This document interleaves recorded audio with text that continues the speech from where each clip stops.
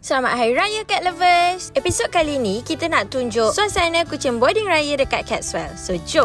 Alhamdulillah tahun ni boarding raya Catswell fully booked. Sudah tentu ada pelbagai ragam. Ada yang kuat tidur, siap bawa katil sendiri tu, berbantalkan kawan sendiri pun ada. Comel kan tengok ni ha. Elok je tersusun adik-beradik. Tahu tak, sejujur-jujurnya kepuasan bagi kami tim Catswell adalah bila dapat tengok kucing-kucing happy and selesa sangat duduk dekat sini. Tengoklah macam si Comel berbaka Munchkin ni, siap bawa bekal treats tahu duduk dekat Catswell. Jadi mama dia pesan untuk bagi treats ni setiap kali playtime.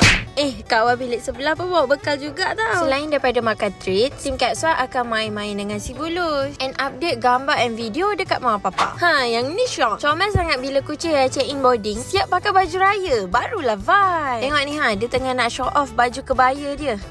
Joget sikit. Sementara tu ada pula kucing lain yang dah tak sabar nak tunggu turn playtime dia. Dah tunggu depan pintu. Sebab kita dekat sini takkan campur kucing berlainan owner. Demi nak jaga keselamatan dan kesihatan si Bulus. Saya, turn saya pula kak. Bila tiba hari raya yang kelima ni, ada pula kucing lain yang baru nak check in hotel. Lambat start raya But it's okay, raya kan sebulan. Catswell pun buka setiap hari and always ready untuk nak jaga anak-anak Bulus semua. Kucing bakal rare pun check in hotel Catswell tau tahun raya ni.